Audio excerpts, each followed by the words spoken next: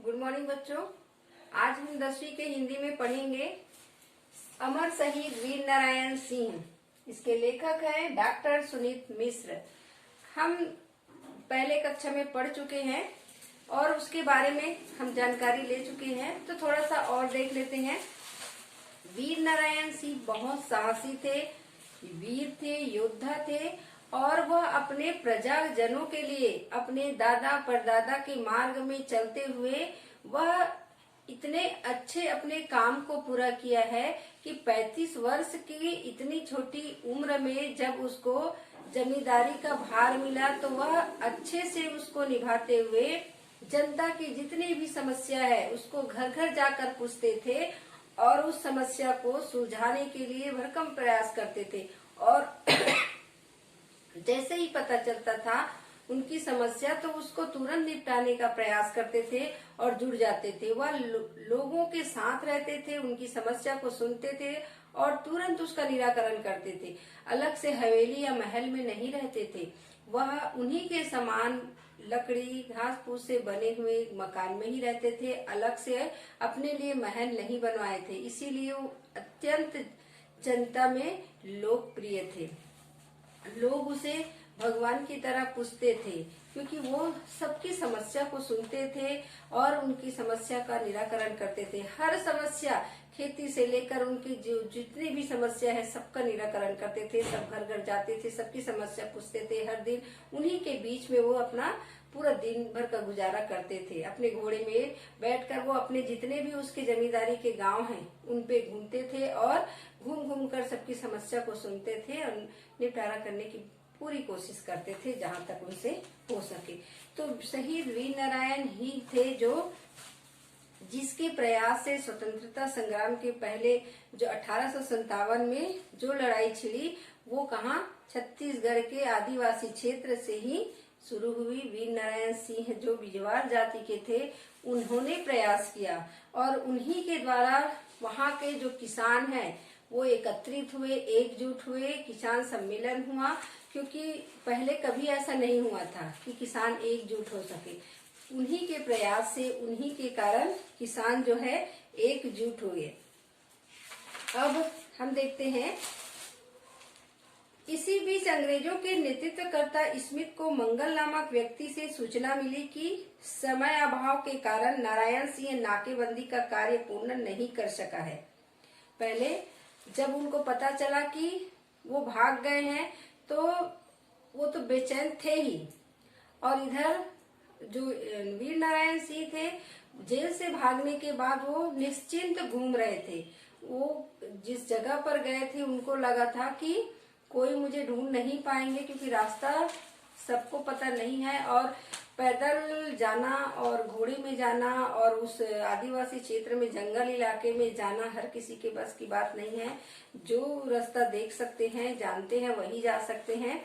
तो फिर उसके बाद वो पूरे अपने जितने भी उसके इलाका है उनको पूरे नाकेबंदी कर दिए थे और दीवार से पूरे घेरा कर दिए थे। बड़े बड़े दीवार खड़े किए थे और पूरी तैयारी कर चुके थे। वहाँ की जो किसान थे वो भी, उनको ना बंदूक चलाने आता था ना तीर चलाने आता था, तब भी उनके साथ में थे।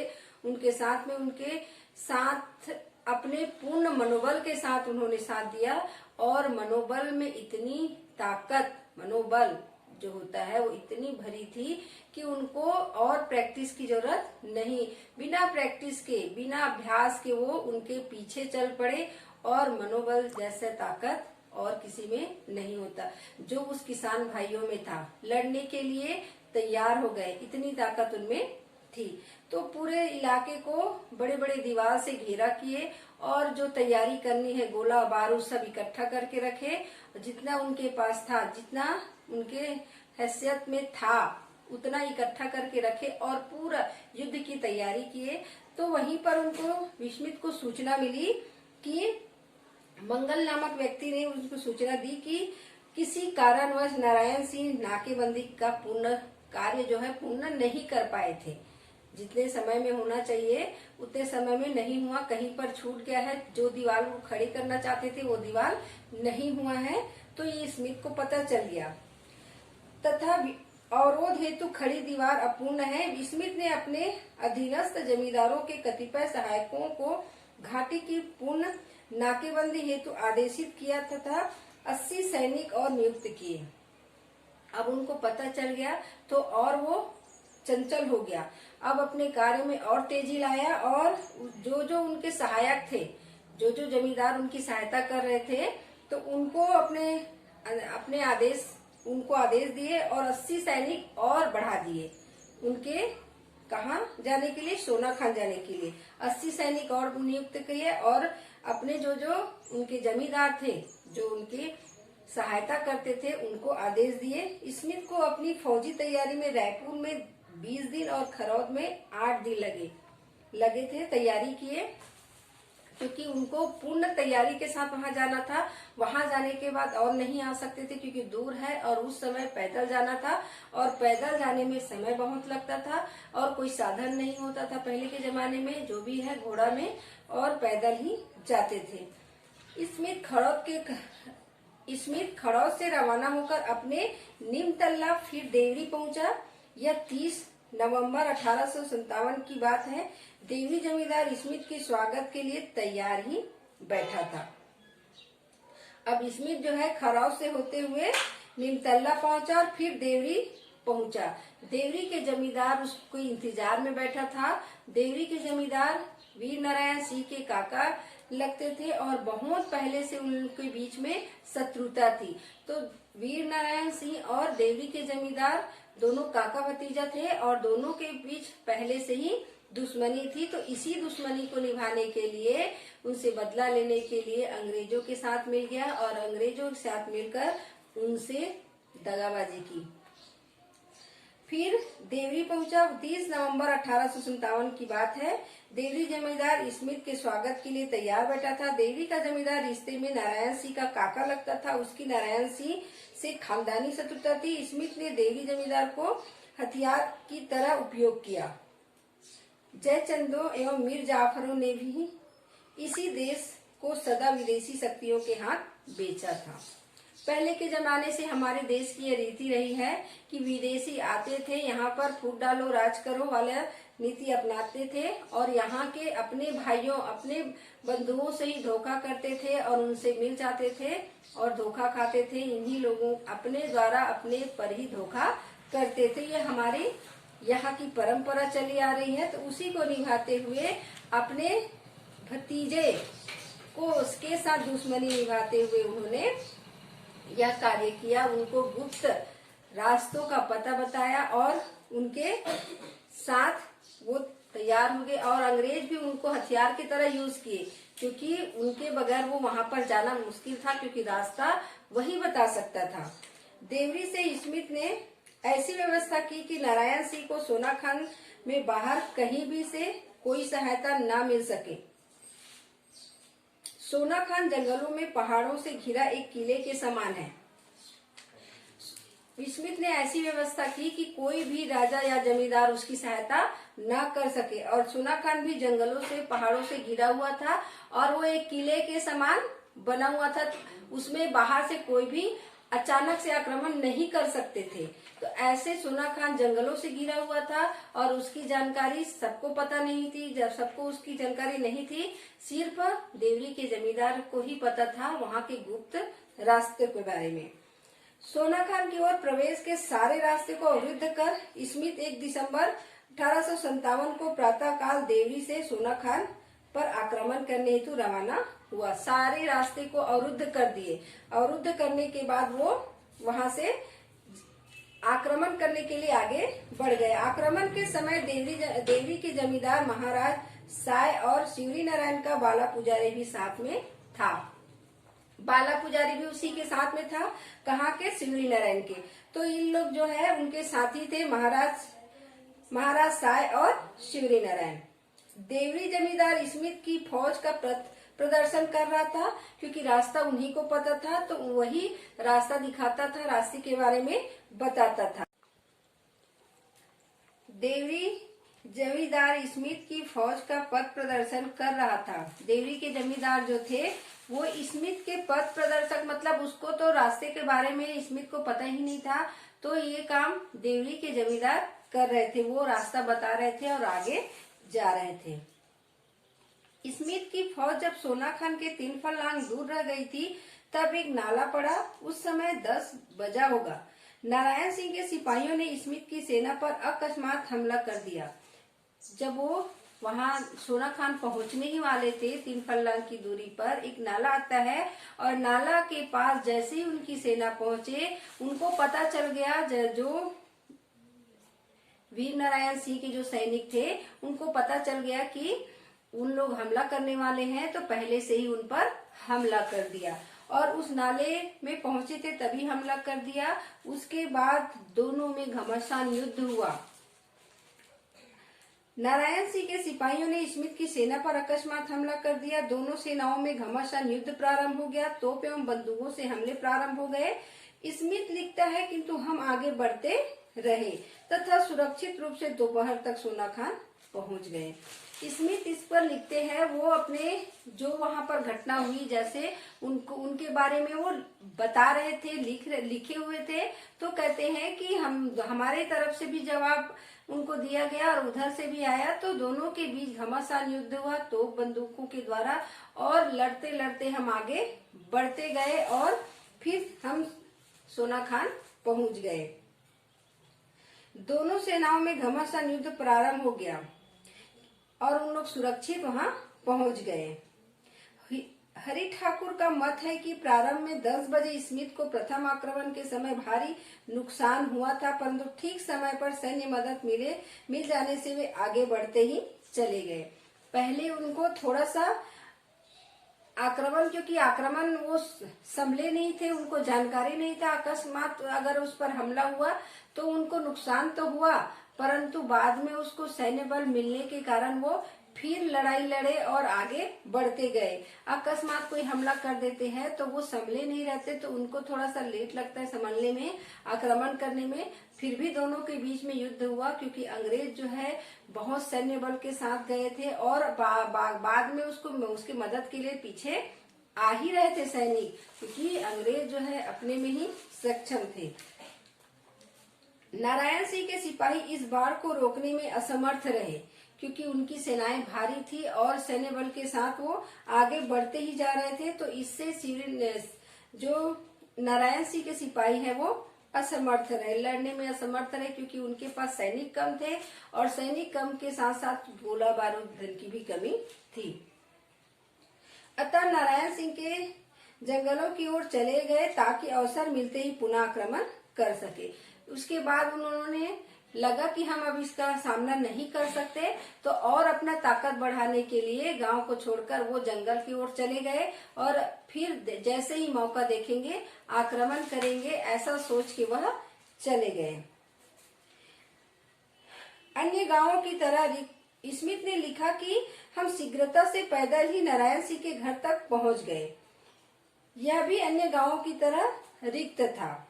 हमने वहां गोली चालन किया और उसके घर से पहाड़ियों तक पहरा लगवा दिया।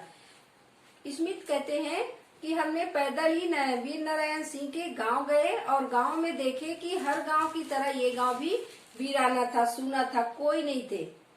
और वहां पर गोली चलाकर भी देखे कहीं कोई छुपा तो नहीं है, तो छुपे होंगे तो निकल जाएंगे। गोली चालन करके भी वो वहां का निरीक्षण किया, पता कराया कि कोई रुके तो नहीं है।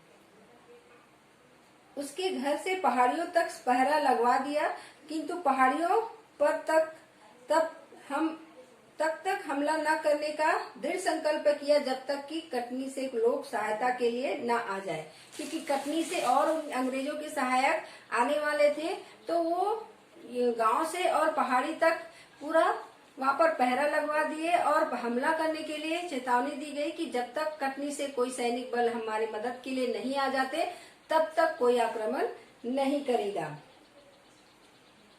दोनों की ओर से उन पर हमला किया जा सके, कटनी की ओर से और अपने ओर से, दोनों तरफ से ही हमला करेंगे, तब जाकर हम कहीं उनसे लड़ पाएंगे। पहाड़ी के ऊपर से भीषण गोलाबारी कर नारायण सिंह ने स्मिथ को एक बारगी लौटने पर विवश कर दिया। अब वहां जो नारायण सिंह है वहां पहाड़ी से स्मिथ के ऊपर गोला बारूद बरसाना शुरू कर दिए, लड़ाई करना शुरू कर दिए और वो पीछे हट गए। पीछे हटने में विवश हो गए क्योंकि उनका सामना नहीं कर पा रहे थे, क्योंकि वो दिखाई नहीं दे रहे थे और जंगल के रास्ते में जाना वो नहीं घुस पाए थे। तत्पश्चात खाली ग्राम में स्मिथ ने आग लगा दी। उसके बाद जैसे ही आए, क्रोध के कारण वो मारे क्रोध के पूरे गांव में आग लगा दिए। गांव के लोग पहाड़ी पर से यह दृश्य देख रहे थे। जंगल के दूसरी ओर से नारायण सिंह की सेना ने गोलियों की बौछार शुरू कर दी। जंगल की दूसरी ओर से नारायण सिंह की जो सेना थे, गोलियों की बौछार शुरू कर दी और आग लग रहा था। उनके जो घर जल रहे थे, इसमें भी क्रोधित थे और वहां से उन लोग यह दृश्य देख रहे थे क्योंकि वो कुछ नहीं कर पा रहे थे। इससे फलस्वरूप स्मिथ को अपनी जान बचाने हेतु गोलियों की पहुंच से दूर गांव से हटने को बाध्य होना पड़ा। जब देखे कि हमारे गांव को आग लगा दिए हैं तो उनमें भी क्रोध बढ़ गया और वो गोलियों से उन पर हमला कर दिए। तो स्मिथ वहां से जान बचाकर दूर हट गए। रात्रि में स्मिथ ने व्यक्तियों का लगातार आवागमन देखा। जलते हुए सोनाखान ग्राम के उस पार पहाड़ियों में हलचल देखते हुए स्मिथ को वह रात्रि बेचैनी में व्यतीत हुई, क्योंकि उनको लगा कि हलचल हो रही है पहाड़ियों में, आग जल रहा है, पूरा गांव जलेगा तो लौ उठेगा और रात्रि जो चंद्रमा की लाइट उसमें भी रोशनी होती है, तो उससे दिख रहा था कि गांव में क्या हलचल हो रही है और उधर पहाड़ियों में क्या हलचल हो रही है। वो दूर से दिख रहा था तो पहाड़ियों में भी हलचल दिख रहा था। तो वो भी स्मिथ जो है अच्छे से सो नहीं पाया। उनको भी डर सता रहा था कि अचानक नींद लगे और उन लोग हमला न कर दे। स्मिथ लिखता है कि वह रात अंधेरी थी, किंतु हमें चंद्रमा के प्रकाश तथा हमारे सामने धधकते हुए ग्राम से लाभ मिला। गांव जो है धधक रहा था, उससे उनको फायदा मिला कि वहां से हमको अपने दूर दूर तक उनको दिखाई दे रहा था कि कोई हम पर हमला न कर दे। उनको सुरक्षित लग रहा था कि कोई हमको देख न सके। सोनाखान धू धू कर जल रहा था। नारायण सिंह ने स्मिथ से रण क्षेत्र में मुकाबले की तैयारी तो की थी, किंतु इस प्रकार के अग्निकांड की कल्पना उन्होंने नहीं की थी।